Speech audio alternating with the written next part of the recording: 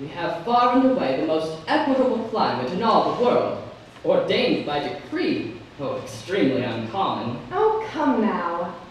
It's true. It's true. The Crown has made it clear. The climate must be perfect all the year. A law was made a distant moon ago here. July and August cannot be too hot, and there's a legal limit to the snow here in Camelot. The winter is forbidden till December, and exits March the 2nd on the dot. By order, summer lingers through September in Camelot. Camelot, Camelot, I know it sounds a bit bizarre, but in Camelot, Camelot, that's how conditions are. The rain may never fall till after sundown. By 8 the morning fog must disappear. In short, there's simply not a more congenial spot for happily ever aftering than here in Camelot. And I suppose the autumn leaves fall in neat little piles? Oh no, milady. They blow away completely. At night, of course. Of course.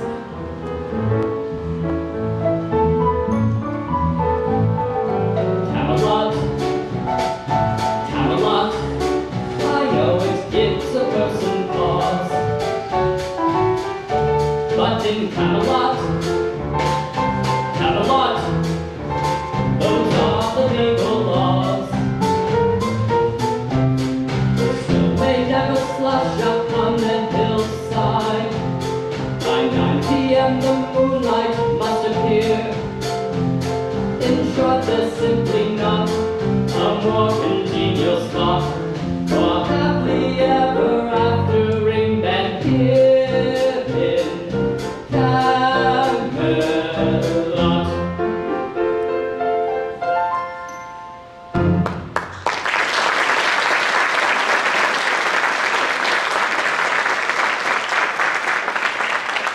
There she is. Lord, please. Your Majesty, forgive me, child. I've not seen you for a while.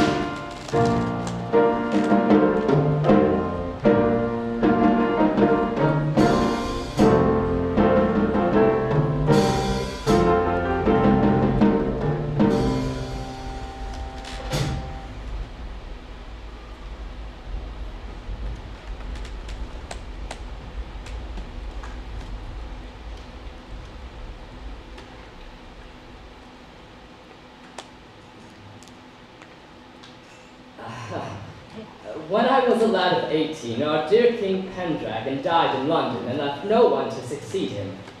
Only a sword stuck through an anvil which sat atop a stone. Written on it in letters of gold it said, "Whoso pulleth this sword out of this anvil and stone is the right-wise king born of all England." Many chaps tried to dislodge it, yet none could.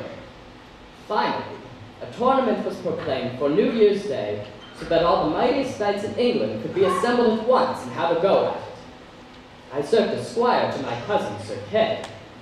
On the morning of the tournament, Kay discovered that he had left his sword at home and gave me a shilling to ride back and fetch it.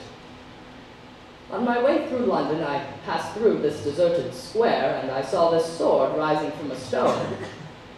Not thinking very quickly, I assumed it to be a war memorial and decided to save myself a journey and borrow it. I tried to pull it out. I failed. Oh, I tried again. Oh, I failed again. Then, I closed my eyes, and with all my force gave it one last go. Lo, the sword moved in my hand. I continued sliding the sword out of the stone. All of a sudden, I heard a great roar. and the square was filled with crowds of people shouting, "Long live the king! Long live the king!" When I opened my eyes, I saw there on the blade the letters shining in gleaming letters of gold. That's how I became king. I never knew I would be. I never wanted to be. And since I have been ill at ease in my crown, until I dropped from the tree and my eyes beheld you. Then, all of a sudden, I felt I was king. I wanted to be king. And the most astonishing thing of all is that I wanted to be the wisest, bravest, most splendid king to ever sit on any throne.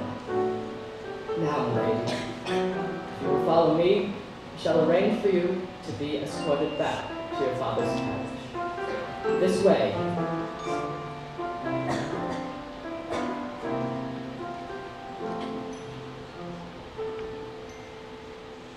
I hear it never rains till after sundown.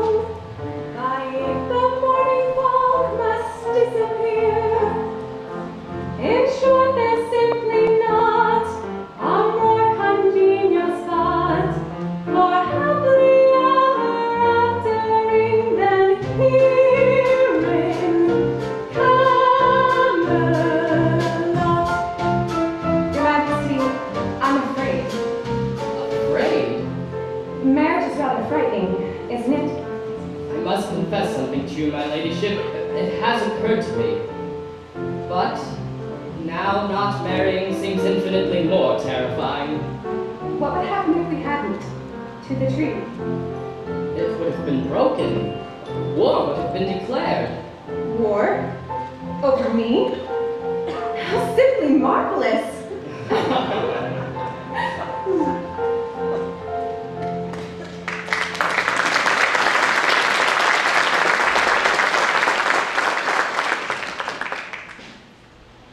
At last! At last! He's ambitious at last! How foolish of me not to have realized sooner! He didn't need a lecture, he needed a queen!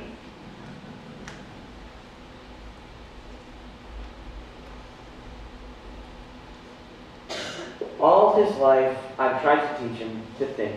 Who are you talking about, Merlin? Arthur, then over the hill was his fated maiden, and for her, he wants to be Caesar and Solomon. I tell you, Dindin, I have waited years for this moment. And now it begins. What a joy it will be to watch, to see him putting together the pieces of his destiny. It won't go quickly. 1 year, 2 years, what does it matter? Why, I can see a night 5 years from now.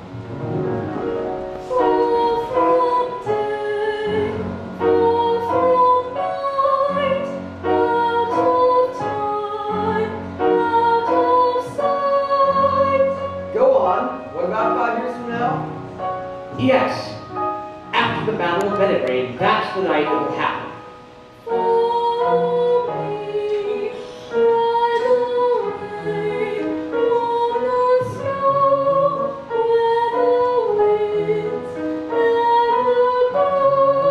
Go on, that's the night. What will happen?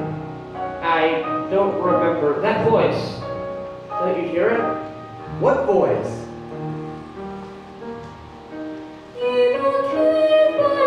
Oh, no way.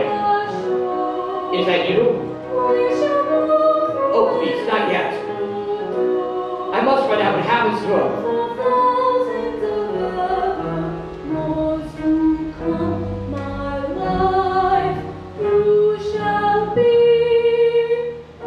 Anyway, so it is you.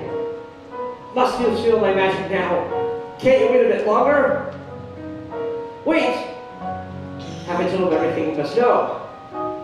Have I told him Lancelot?